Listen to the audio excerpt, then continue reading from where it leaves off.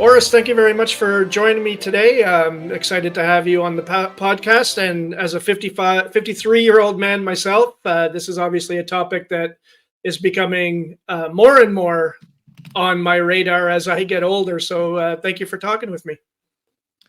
My pleasure, and thanks for having me on the program. I'm looking forward to our conversation today.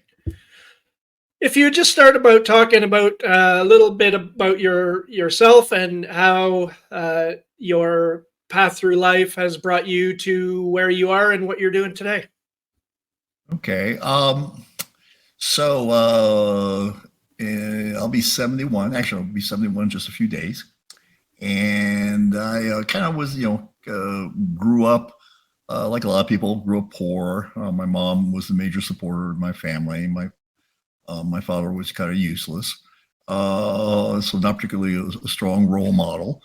And went to school. My parents, my mom really worked hard to make sure we got to go to the best schools available. And so I went through life, and I was I would say that for a good portion of my young adulthood, I was what you'd call a, a boy in a man's body. And so that would really suffice it to say until I had some life altering events occur. And then I went to school and became a dentist, and then I went on did a residency, became a periodontist. I did that for about 33 years. And in 2018, it was time for me to move on because I no longer was interested in being the best version of myself in that profession that I could be. And that was a time like I really wasn't enjoying going into the office. So it's time for me to move on. And after a few things I started here and there, I got two things I'm doing. I'm a men's life coach, and I also have a podcast, a little bit on a hiatus with the podcast, but we're going to fire that up here in a few months. But, one of the things is that I've had a lot of experiences, a lot of coaching, had a lot of successes, lots of failures in my life. Been slapped around pretty good a few times. And so part of that, it gives me a perspective about issues that men face, especially in relationships. I think there's two areas. There's actually three areas that we talk about. Really, first of all, it's kind of clarity on about what you want. Two is your vibrancy as a man, and I'm sure you may have experienced some loss in terms of your vibrancy. And three, relationships and sex. And there was a time that we were essentially in a no sex or little sex marriage, and got that turned around. And what was it that once you decided that you wanted to move on from your previous career, was there something that pushed you in the direction that you're going now, or was it just something that always kind of interested you and you thought you would dive deeper into it? Um, it was suggested to me. It was suggested to me, and it was that I do this. And I've been through a number of programs, and some very good programs. I'm currently participating, or not as actively as I used to, but still a member of a group. And so there's lots of lessons that I've learned in this group, in these groups over the years. And I think that we did the whole Tony Robbins things. We went to Fiji and all that stuff. And actually, Tony Robbins was a very important part of my life, a very low ebb of my life. And there's been a lot of introspection. One of the things that I try to do, and I'm not perfect, it doesn't happen every day, but I try to ask myself the question, or I attempt to ask it on a daily basis, is what can I do today to be a better version of myself today than I was yesterday? I just watched that YouTube video of yours. Oh, did you? Okay. I did. Yeah. Yeah. and so it's an interesting concept because a lot of men at a certain point in their life give up, and I address that in my coaching program because once you give up, you're roadkill. You're just roadkill. Mm-hmm. You're not living your life. You're just kind of going through the motions. hmm And I actually, in the first episode of my podcast, I actually talked about that in regards to myself. I found myself in that place where I wasn't living my life, I was just alive. And it definitely takes some deep introspection, and and honest introspection, not, oh, well, it's the other person or it's this circumstance or that circumstance. It takes some honest, hard Yeah. introspection to get past that. And it's only lately with a move back to where I was born and raised, a new job, that I've sort of found that spark again. And I can understand that there are probably a lot of men that are dealing with that same kind of life. Yeah, I think also the thing is that I think a lot of this happens is a lot of guys just give up, and I don't know, maybe I'm just too stubborn, but and not to say that there have been setbacks, and and it's not like just for a day or so. Some of these setbacks are fairly significant. So, but at the end of the day, I feel like the only days I have to look forward to are the days ahead of me. Okay. And my gene pool is such that I'm probably going to live, there's a good chance I'm going to live past 100, maybe even beyond that, given some of the things that are going on in the world, especially in the anti aging space, which I spent a lot of time on my podcast. I spent a lot of time interviewing people in the anti aging space. Um, so that's a long time. It was always very interesting to me because when I was a periodontist, it wasn't a insurance based practice because I did a lot of dental implants and things like that. So basically, if you wanted something, you pulled out your credit card and you paid me. And so it was interesting that I would have people that were in their early 50s that would say like, "Oh, if I was younger, I'd do that." And I'd look at them and I'm going, and I was at that point, I was still, I practiced until I was a little bit past my 60s, a little bit past 65. And I looked at them and I'm going like, when do you think you're going to die? And how long do you want to spend the rest of your life like this? I mean, hmm and they'd be kind of shocked by that because I just was pretty direct about that kind of stuff. Like, when do you think you're going to die? What's your expiration date? And sometimes we talk about family history. Oh, when my family's lived till 80. Well, okay. So you want to go 35 years like this? hmm That's a long time. Yeah, it's a long time. It absolutely is. I know that my friends and I joke around about, because I remember being a teenager and thinking, "Man, my parents are old, my dad's old," and in reality, he was in his 40s at the time. But to a 15-year-old or whatever I was at the time, that seems old. But now that I'm Yeah, 53, I'm finding that I certainly don't feel that. I don't yeah, feel that age. I feel like, now if I were to go out and try to run a marathon like I used to, it probably at this point wouldn't go as well. But I think it's very interesting how our perception of age changes as we age ourselves. well, I think that there's two things going on. First of all, I think if you're talking about a marathon, you just probably need a longer runway to get it. You can train harder, faster when you're younger, and then but you need a longer run. I mean, I'm doing things in the gym now that actually that I never was doing in my that I started doing in my late 50s. I mean, I push heavy weights. I love powerlifting, and so I do that. But I think the other thing is that the we are younger as a group in terms of our attitude about things most of the time.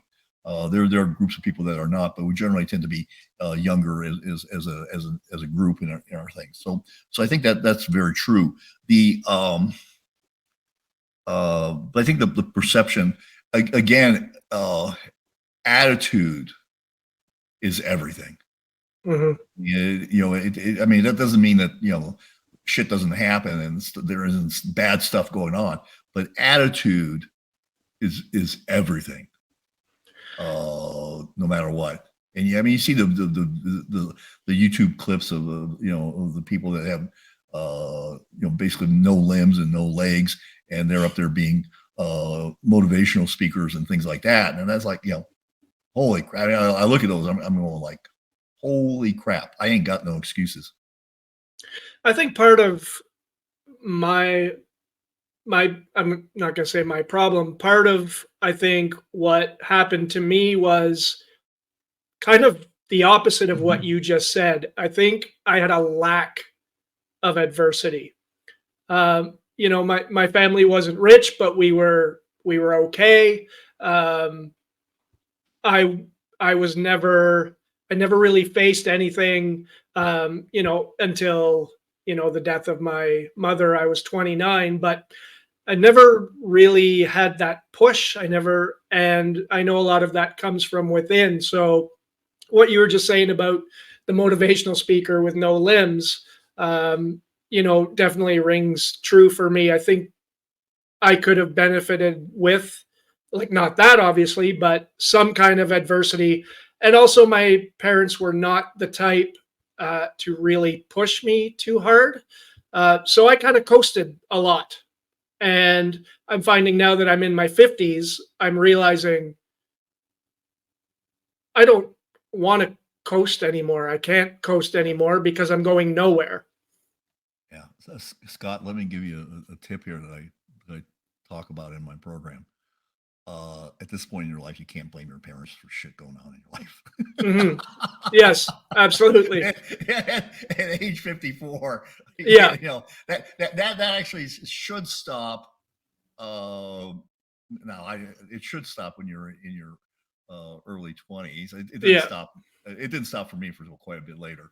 But that's where I'm just speaking from experience. I just like, you can't blame your parents. You can't blame the little league coach that didn't let you be pitcher. You can't blame the teacher that didn't allow you to carry the flag in or whatever right. bullshit thing that you needed. We're way, way, way, way, way past that point. Hmm. Absolutely, we are for sure. So, do you think that's one of the reasons we all always hear stories? And I think it's getting less common. I'm not sure your opinion on it. We always hear the story about, oh, Jim worked at X place for 40 years and then he retired and he died, drop dead, X amount of time later. Do you think that's attributable to not to all of a sudden you've had this purpose, you get up, you go to work every day for 40 years, your purpose is to provide for your family, etc., and then all of a sudden that's gone and now it's like, what the hell do I do now? Yeah. Is that attributable to that kind of story that we hear? Oh, absolutely. There's actually that's actually scientifically based. There was a study from the Shell Oil Company that looked at mortality of someone who retired early versus mortality of someone who retired later. And people that retired, men, and it was very interesting. This was not true of women, but men that retired early died earlier than men who retired later in life. And within and I'm talking about within the span of their retirement.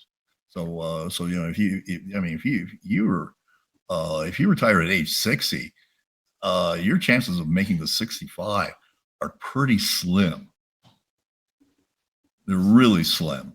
And there's certain things that are also true. I was talking to a anti-aging doctor. They call them functional medicine doctors, but when you say functional medicine, nobody knows what it means.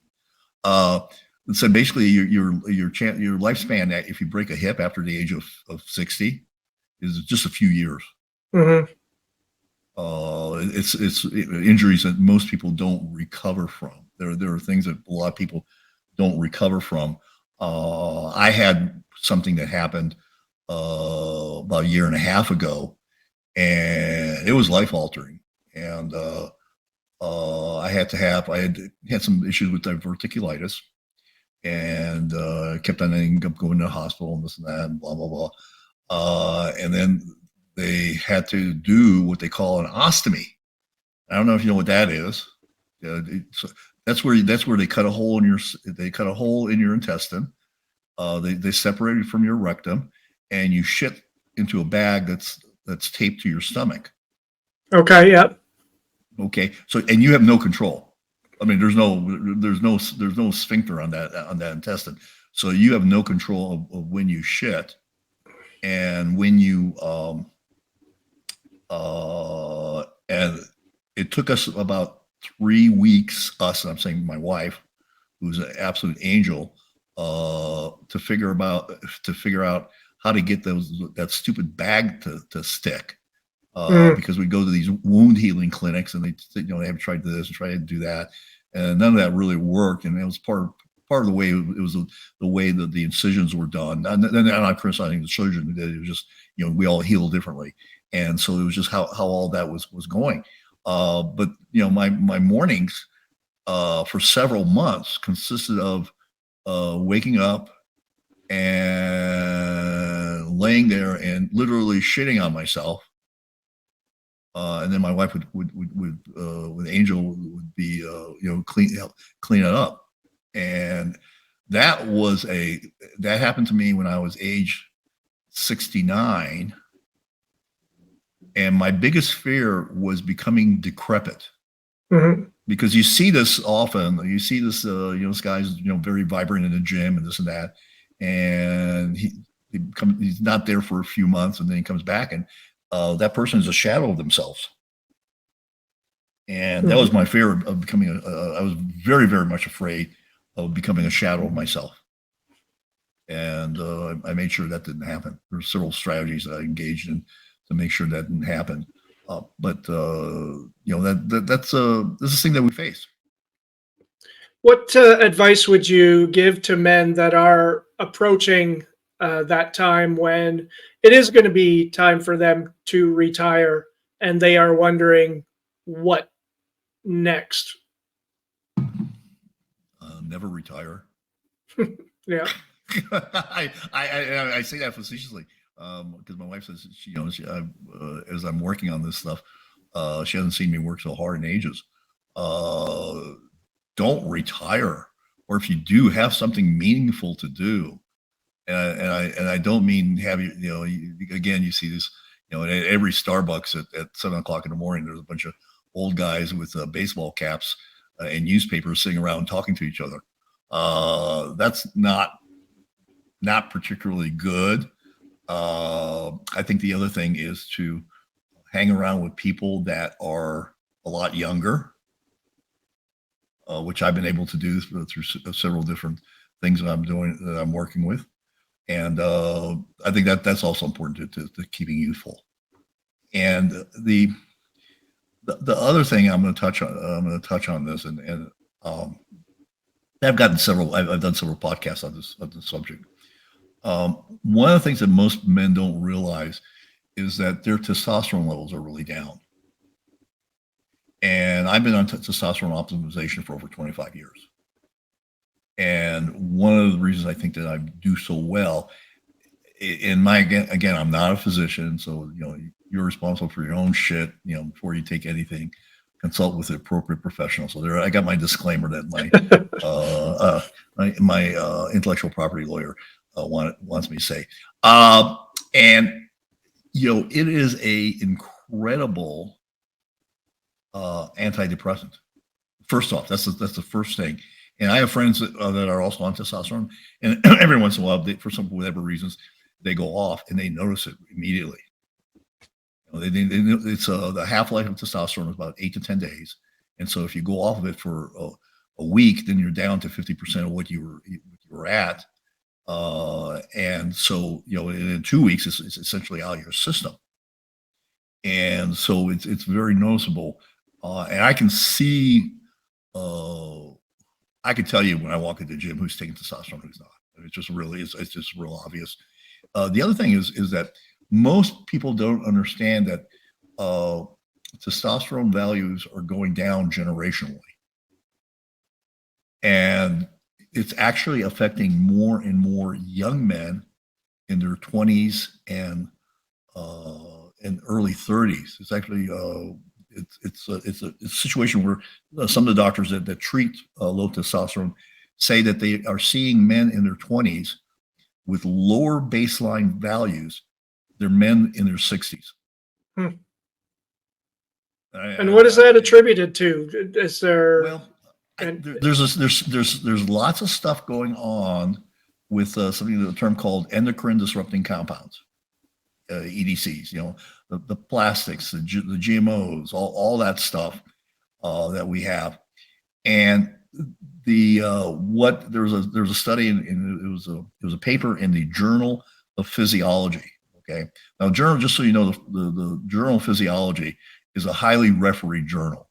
This is not like some tinfoil theorists can get in there. If you have a paper in the Journal of Physiology that's been reviewed, and this was actually a large paper in their annals or whatever, blah blah blah blah, and they talk about testosterone, but what they're really talking about is sperm production, and sperm values have dropped by 50% in the last 30 years. Hmm. And according to this study that was written, and this is like an epidemiologist out of NYU and some people from Hebrew University in Israel and other places, really top-notch researchers, say that the slope of that decline has not changed. So basically, we're losing at the same rate. And at that rate, most men in the world will be infertile by 2050. Wow. Yeah, don't worry about overpopulation. I mean, yeah, that ain't going to happen. Yeah. It's not even. People that talk about that are they don't have a clue what they're talking about, because you look at the birth rates. Let's say like in Europe, you look at birth rates in Japan. You look at lots of other countries. The birth rates are not keeping up. Yeah, we're at a deficit. Replacement Mm-hmm. for people dying. They're not keeping pace. And this is a huge problem in terms of who's going to be taking care of it, who's going to be paying for stuff, who's going to be the burden, because all of a sudden you have a smaller group of people taking care of a larger group of people, and that ratio is basically disproportionate in the direction of there being more older people than younger people. The only place that's not true, and just by hair fraction, is actually in the United States. And the reason that's not true is that we have a very high number of Hispanics that basically tend to have multiple kids. So we're one of the few countries in the world that are actually replacing its population. But in Europe, it's almost impossible to reverse at this point. There are countries like Hungary that are paying people to have kids. They're paying people per kid. They're paying people to have kids in Hungary because of such an issue. Now back to the testosterone issue. There's so many products out there that claim, to be a testosterone supplement, et cetera, et cetera. Who knows what to trust? I mean, you can read reviews and so on. So for anyone that is interested and concerned about testosterone loss, what solutions would you recommend to men? Okay, so what I'll say again, with my disclaimer that I previously said, is that all the things that you see advertised, I don't say all the things, there's a good number of things that are advertised that quote unquote raise your testosterone level. The question is, how much? Is it significant? And probably in the vast majority of cases, probably not. And the only real answer is, basically taking testosterone itself. And there's a number of different ways you can get it. There's I think minuses to a number of different ways, and probably the most, in my opinion, the most reliable way is basically injection, and that's what I do. So, but there's no way that you're going to get optimized taking supplements. It just ain't going to happen. And I'm not going to mention any names of products because I don't want to get sued. But they have to.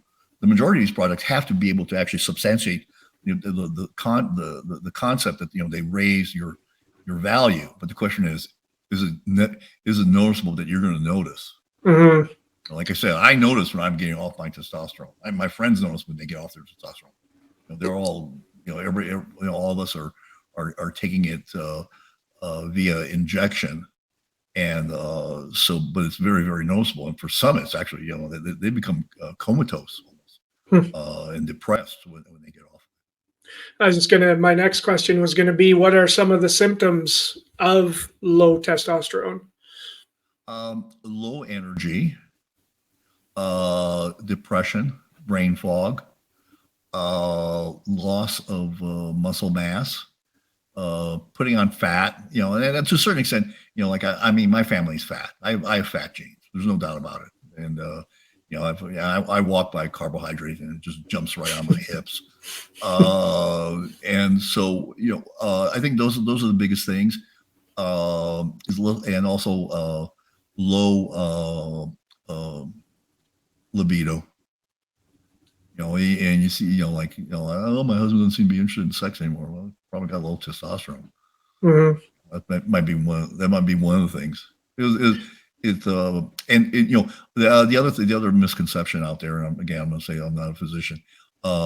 Erectile dysfunction is not related to low testosterone. Your libido is, but ED has to do more with blood flow than anything else. Are there natural? Sorry. Okay. Are there natural foods, anything like that, that can either boost testosterone or at least slow the decline of loss of testosterone? I don't know, and I have not really delved into that area, Scott, because I mean I'm well taken care of in that one. You're good to go. I've got something that works. I know it works every time. Right. So yeah. So I'm not, and it's easy, and it works every time. So I don't know why I'd be out there looking for like some herb that you can only find from Peru that will do that, and you have to order it and get it online. You have to take it every day. Mix it with water or tea or blah blah blah. There's all sorts of stuff there that people say, oh, you got to do this and do that, and or they'll give you a list of. This is my other pet peeve with things is like people give you 10 things you have to do to whatever, fill in the blank, and quite frankly, by the time I get past number 4, I can't remember number 1. Right. It's just give me one or at a maximum 2 things to do, to maybe to make it a habit, and then let me see about moving on from there. It's like when you see a article on the internet, 25 things you can do to boost your brain power. It's like, great. If I could remember those 25 things, I wouldn't need this article. Yeah, well, not only that, but you don't have the time to do that. Yeah. I interviewed she's one of my favorite people I've interviewed. Her name is Bessie Earth. She's a physician, and she has a Boulder longevity clinic, and she's really smart. Oh my God, she's off the charts smart. She's got after MD, she's got like 23 other letters that tacked on after MD. But she's a functional medicine anti-aging doctor, and we were talking about this stuff. I said, Betsy, like, there's so many things. Like, give us 4 things that we can take that really will make a difference, because you can't sit there and take, maybe some people can, like, 15 different nutrients. Well, yeah, I mean, I forced my poor wife, to take I have this miracle mix of coffee in the morning that I put together, but it's just, but it's really hard to take, that many pills and things like that. It's almost impossible. Hey, everybody, this is Scott, the host of the Sunday Morning Coffee Podcast. I would like to invite you to support the show through our Patreon page at patreon.com/SMCpod. That's patreon.com/SMCpod, where for only $4 per month, you can get early access to episodes and members only content. Once again, that's patreon.com/SMCpod, and I thank you for your support. I find that's the case even with just vitamins. You want to take a vitamin Oh yeah. and you go to the store and there's shelves of it. And my thought is, okay, where the hell do I start with this? So if you had, in your own experience, where is a good place to start with something like vitamins? Is it just as simple as a multivitamin? Is there something that, as men age, that they lose more I think quickly? That yeah, I think a multivitamin is good, and there's some other things. There's some tests. I think you need to, and before you start doing that, you need to find a good physician, and it's probably not your primary care physician, to do a good analysis of your blood and tell you what you're deficient in. Because just kind of like trying to do it without really knowing where you're deficient in is a challenge to do that. Mhm. So I think that finding out where you're deficient, do the diagnosis first. It's like trying to fix your car without knowing where the sound is coming Right. from. Right. Exactly.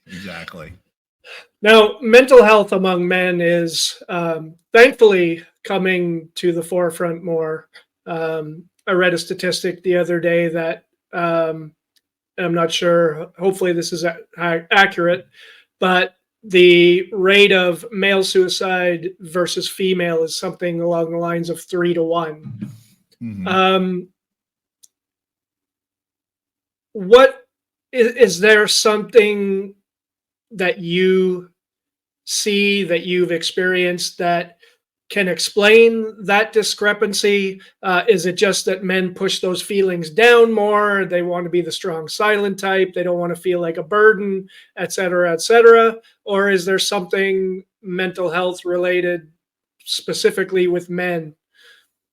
Yeah, there's a war on masculinity, and I think it may Absolutely. wear some men down more quickly than others. And two, again, I'm going to go back to this whole testosterone thing in terms of depression. I think that affects. I mean, women that go through menopause have their own situation of challenges and things like that they go through. But I do think that the low testosterone is a factor in men's depression and their suicide, and just the overall well-being. I know my dad's generation. My dad was born in 1929, passed away in 2005. So he was an old school guy. And Hmm. until my mom died in 1999, I don't think I ever saw him express or share emotions or feelings. I'm hoping that because the issue is being brought more to the forefront, and the younger generation of men will hopefully be more, um, let's use the word programmed, although it's not the right word, more programmed to share those feelings. And I know even with my friends, I find myself that in my little group of 4 really good friends, we are talking and sharing these things more. And it really does, it's an unbelievable help to be able to have that group that you can go to with anything. Yeah, I think that one of the things is that men a lot of times will isolate themselves, and I think this may be also part of the um, the suicide thing.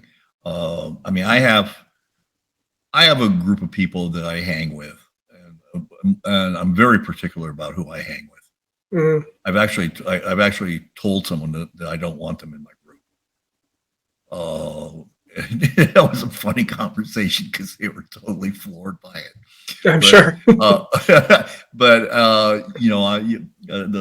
I think it's Jim Rome was the guy who said that you're the average of the 5 people you hang around with.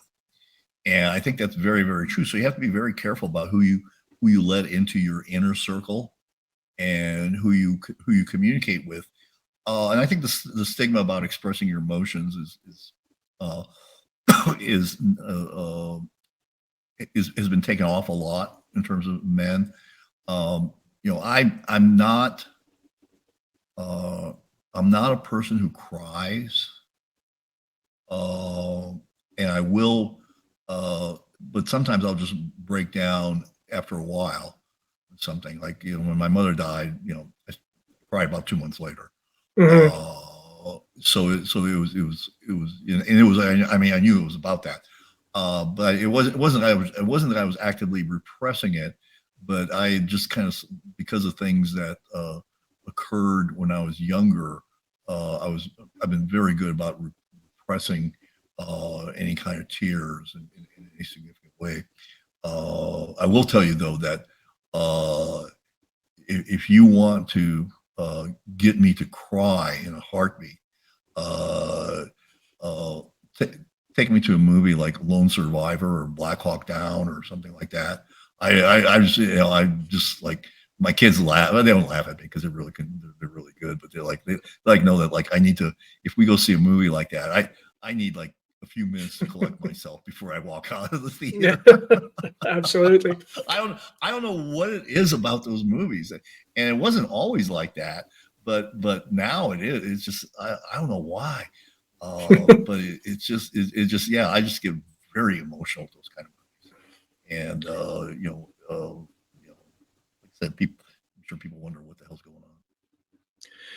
In your coaching practice, I'm sure you meet men from all walks of life, each with their own challenges, their own problems, that they are hoping that you can help with. In your own coaching practice, do you run across that kind of um, reluctance to open up, or is the fact that they've approached you already got their foot in the door to Yeah, opening up?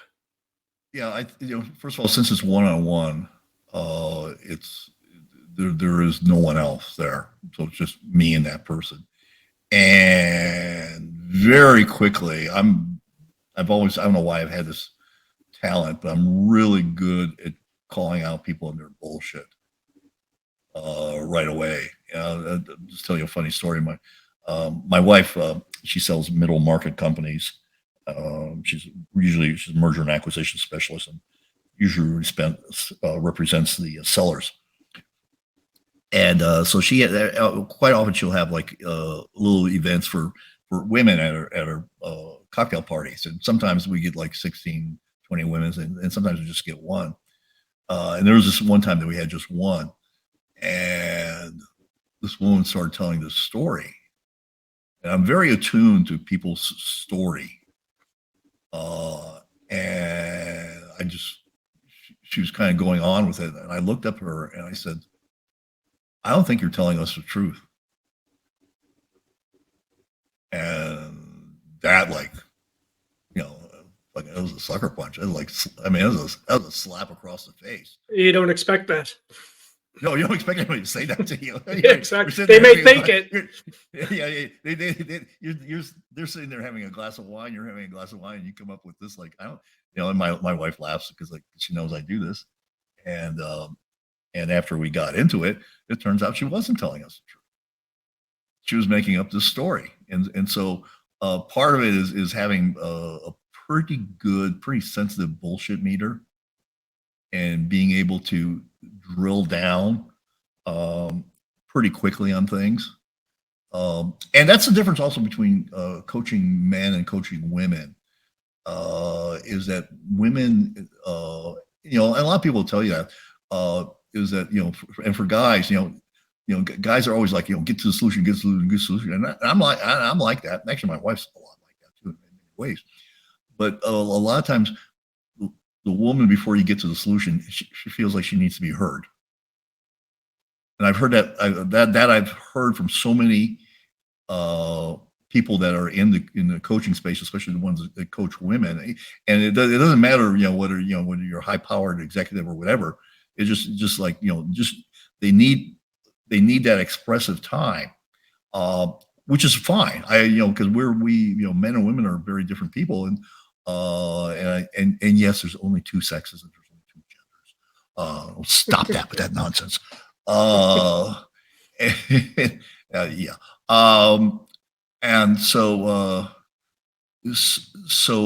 that is, I think that's kind of one reason why I don't really deal with, I don't coach women, but it's sometimes if we need to, we can bring the woman into a coaching session or whatever, and that's fine too. But in general, it's such a different such a different style of coaching that I'm not set up for it, because again, my natural indication is like boom, boom, boom, and maybe there's an expression in one of the groups I'm in. Well, I think he needed a kick in the dick, and so there is that kind of like, like, no, that's fucking bullshit what you're talking about. And what'd you expect when you did that? A guy tell me that, like, he was having problems with his son and something, and then like he started banging pans at night so his son couldn't go to sleep. And I go like, oh, okay, so that was really a good role model, weren't you? It's an interesting solution.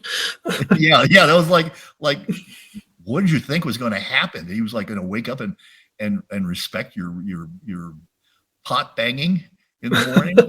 Of course you're going to hate your ass. Yeah, like any sane person would. Yeah, I'm not saying that one of the things is that as parents we need to establish boundaries for our kids and make sure that if they're not doing something, there needs to be consequences. But you can't be stupid. And he was just plain stupid. I was like, what the fuck were you thinking? Yeah, that was gonna. How did you think that was going to end up good?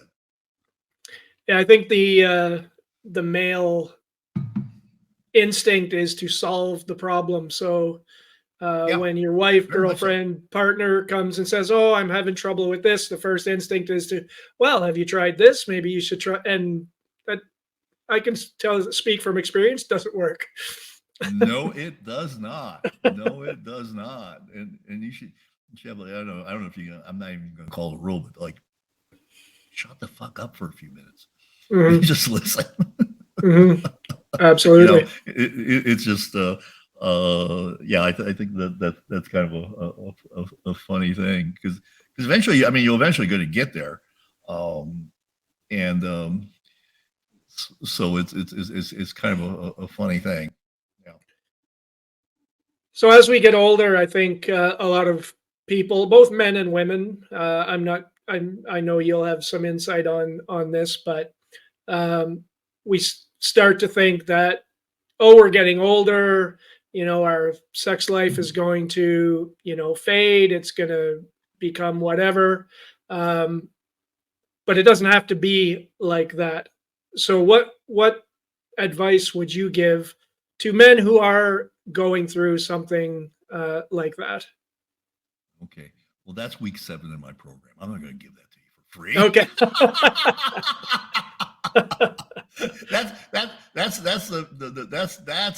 That's the meat and potatoes of it.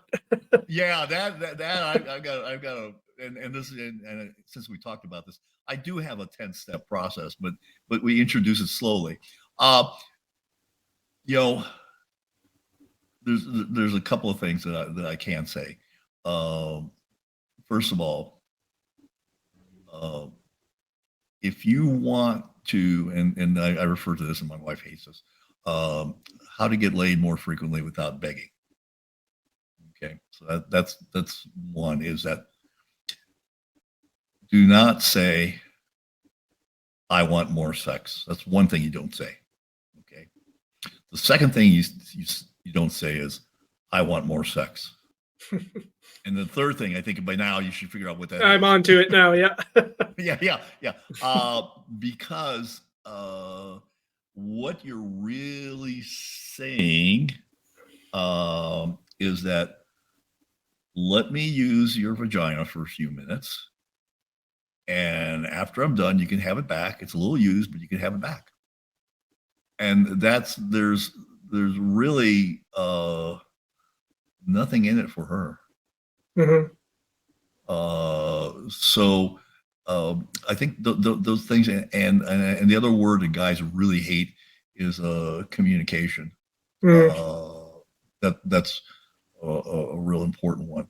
But there's other things that you can do, and listen, I go into great detail about that because that's a whole module about bringing uh, passion back into your life, and that's really what it's about.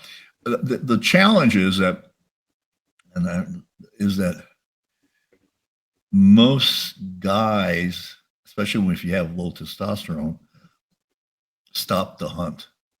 Mm. And that's like, if you are not in seducer hunter mode, you're dead. I mean, Hmm. you can beg all you want, but it ain't going to happen. And that's just a way of life. It's fun, actually. It's fun, Hmm. but it's a way of it's a way of life. But it's it's important to be that way. You mentioned earlier, obviously, that men and women are different, and that's probably one of the biggest areas where, men will want to have sex if the wind hits our shoulder in a certain way. Hmm. Whereas women, there's a lot more to it than that. It's about that connection, about that intimacy, that emotional intimacy more than anything physical at all. Sure. Yeah, I mean, but it doesn't. I mean, the physical part is also important, but Hmm. as I said, it's a the road to that begins way before you hit the bedroom. Way before you get And is that something you encounter often in your coaching? Is men that there. Oh are yeah. Oh flummoxed yeah. by why their wife doesn't want to have sex with Yeah. them, and Yeah. Exactly. five Oh yeah. minutes in, No. you're 5 minutes in, you're saying, "Well, I know why." Well, I don't know that because that takes a longer that takes Yeah, a longer I'm being to develop. facetious about that. Yeah, I know. I know. Because quite frankly, in my program, there's a lot of work you have to do before we get to that part, and a lot of that is, for lack of a better term, mindset training. The critical part, one of the critical parts uh, in my program is to understand with a great deal of specificity what you want. And I know what was his name? Was it Simon Sinek says start with why. Absolutely wrong. Absolutely wrong. You got to start with what. And most people, the vast majority of people, cannot clearly articulate what they want Hmm. with a great deal of specificity. And this is both men and women. This is not just, and you need to be able to do that. First, you need to have clarity for yourself, and then you need to be able to articulate it to others. But if you don't have that, then you are just a wandering generality, and you ain't going to get nowhere. So the first thing that we work is really gaining clarity and specificity, and most of the time you're going to need to be able to put a number to it. Okay, it's got to have a number. Most of the time, it's going to need to have a number to it because that's how you can measure it. Hmm. If you go, well, I want to feel better. Well, what the hell does that mean? Yeah, that's a little I mean, general. I don't know what that means. Are you sick? Just it's usually things that can be measured are usually achieved because you know what direction you're going in. Hmm. It's just very obvious. You're doing either more or less of it. And so that becomes a real factor. It's like that question: "Are you happy?" Well, what the hell is happy? You can't measure happy. Yeah, right. So, how do you It does. answer It that does. question? Yeah, and Jordan Peterson does not think that the purpose of life is to be happy. He actually thinks it's to be to achieve, which I think is true. Uh, because you can make yourself happy in all sorts of different ways, but at the end of the day, it may not actually be good for you. I mean, I can Hmm. make myself happy by taking lots of drugs. You know, people that smoke dope all the time make Hmm. themselves really happy. Now, is that good for them?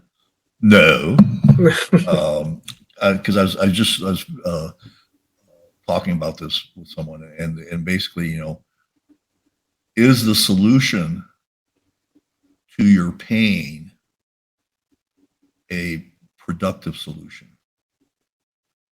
And I'll just say like, okay, so I've been having some really bad problems with back spasms. Okay, do I go the opiate route, you know, which would solve the back pain problem, or do I try to do physical therapy and other things that are going to try to, you know, get the root cause? You know, Hmm. both will solve the problem, but Yeah. one is a constructive solution. The other one is just replaces, actually gives you a whole nother problem. Hmm. I was having a talk with my doctor, and they were suggesting something. I go like, it seems like I'm trading one set of problems for a different set of problems. I said that doesn't sound like a solution to me. And it's He usually may be right. usually the easier solution is the one that It's the patent. Yeah, yeah, yeah, is a trap. yeah. Yeah. Yeah. Yeah, I remember, especially. go Go ahead. ahead. I'm sorry. No, you go Well, I ahead. said especially in medicine these days. Hmm. You know, your physicians are probably working for someone. They're probably working for a private equity group. They're running on a clock. Uh, they have to do so many diagnoses. The physicians you work with, what they call diagnosis codes. They probably have to produce X amount of codes in order to be able to be billed by insurance and da da da da. They have some asshole MBA who manages the office and not manages, but it's actually their boss that they report to. A guy that I talked to was a urologist was complaining, and the manager said like, "Hey, there's four other guys right behind you that want to work. You know, if you want it, fine. If not, move on." Yeah, we'll find someone who does. Yeah. Yeah, yeah. There's no, though that's all, again, that's also becoming a bit of an issue. It's really hard to find. It's harder and harder to get into positions. Sort of circling back a little bit to our talk about testosterone and young men, what would you, because obviously we're all going to get old, um, at what point in life would you suggest, and I'm sure the earlier the better, but what point would you suggest that men start thinking about these uh, issues that we've talked about today, their physical health, their Yeah. mental health, their sexual health?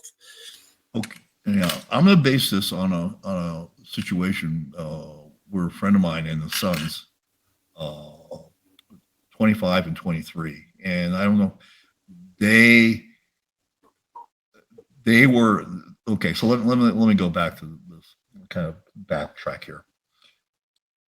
Normal levels. Normal levels are going down. So when they're looking at that report, it's an average of unhealthy people. Mm. Okay.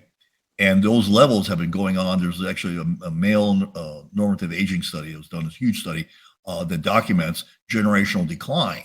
So if you have generational decline, the lab values are based on the averages of the people that take the test. And so there's a generational decline. So right now, the normal just dropped. The high normal dropped, I think, to 960 from 1100, which is that's a 10% drop if Hmm. my math is correct, maybe a little bit more than that. And the low dropped. I can't remember to where it dropped. It dropped to the low 300s, if I remember correctly. So Wow. I have a friend of mine who's two sons. Uh, One tested at 125, the other one tested at 250. Wow. Yeah, That's like 10%, 15% of. there are women that naturally produce more than 125. Wow. You know, it is that, and I you see it in terms of how and I'm gonna say is that men are not as masculine as they used to be, Mm-hmm. and you see it in their development. Mm-hmm. And so I think that how so the question is how soon? Pretty damn soon. I was talking to a fireman. He told me that over 50% of the people in the fire department were on testosterone. And you can imagine. I mean, those guys are pretty buff and everything. They're really in good physical shape and everything else. He said, but yeah, I said it was a real struggle for many of them to stay, to be able to do the work until they got on it. Mm-hmm. Yeah, it would be. Among young men, again, I know young men are not your focus, um, but we hear stories about young men and how, for example, pornography affects their view of women and relationships and sex and all sorts of things like that. Just how big of a problem do you think that is? Well, I think it's huge. I think it's huge, and it's a problem for men, and it's a problem for women. Mm-hmm. Um, so this will be a older gentleman, but I'll tell you is that pornography rewires your brain in terms of how you perceive things. There's actually a physiological rewiring that occurs watching uh, pornography, especially in a younger man. There was a statistic that said over 50% of boys uh, by age 12 have watched pornography on their phone. I guarantee you, if you have boys, and chances are they've been watching pornography on and so they get this image of sex that is totally unrealistic. If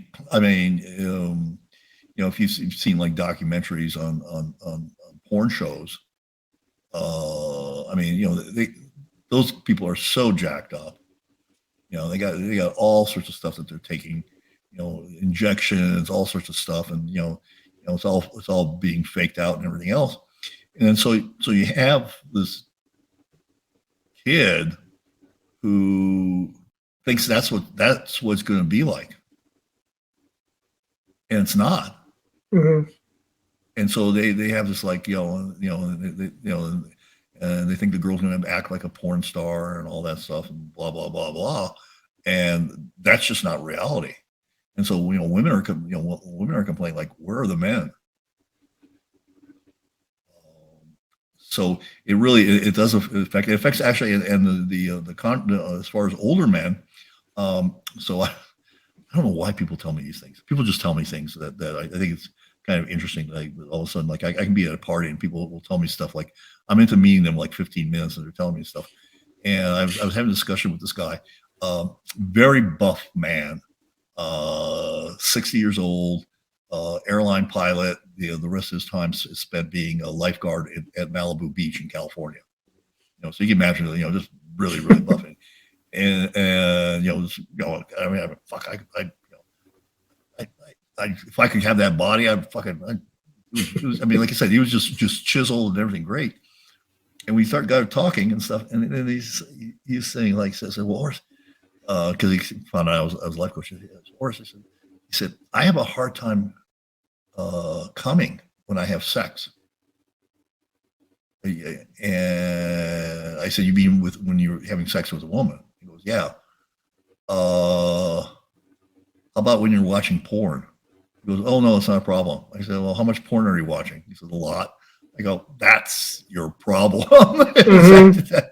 that you have basically made yourself unresponsive to normal sexual stimuli by watching so much porn, and that happens a lot. I've heard that from women that have had relationships with men that have been addicted to porn, that they were actually unable to have a normal sexual relationship. A man who's addicted to porn. And I'm sure it's not like you said, it rewires their brain. So the solution is not as simple as, okay, I'll just stop watching porn, because it's addictive. It's addictive, and then you need your brain rewired. Yeah. Back. Yeah, because I did a long interview with a guy on porn addiction on my podcast, and we went in great detail. And it was, I mean, some of the things that he did when he was addicted was pretty. It was insane. It was insane, but it's an addiction, and it affects the quality of it affects the man and affects the woman in a relationship. Absolutely. And like you said, it's in everybody's pocket because, when I was a young man, you might sneak a look at a Playboy in the convenience store or whatever, but now Oh within God, yeah. seconds you can have access to any fetish, anything you want. Oh yeah. I mean, when I was younger, I mean, my cousin and I, this will tell you how old we are. I mean, we would look at the lingerie section in Sears and Sears Roebuck's catalog. catalog. Yeah. Yeah, I mean, that was, and then when we found his dad's Playboy, oh man, we were in heaven then. It took us a while to find out that he had it buried underneath the mattress. But yeah, the Sears and Roebuck lingerie section was like that was a highlight of our summer with my cousin and I. hmm And there wasn't even Victoria's Secret back then. Oh no, this is like you're just trying to see if like you can get a glimpse of something. Yeah, exactly. Yeah, well, Different things. Hope springs eternal. So yes, absolutely. It's hard to see a solution to that because the technology isn't going away. The availability isn't going away. So it's kind of hard to see how to fix it. Number one investors in artificial intelligence, Mm, porn. porn, yeah. And I think I read something somewhere that some ridiculous number, I'm going to be off a little bit, something like 35% of all internet traffic is pornography. That's astounding. Yeah. It's an unbelievable number. It's harmful to the people that consume, and then of course there's all sorts of sex trafficking that goes on there. Mm-hmm. There's all sorts of I mean, it's a horrible industry. Mm-hmm. Because there's a lot of those are people that are trapped in a sex trafficking rings. Mm-hmm. Yeah. And I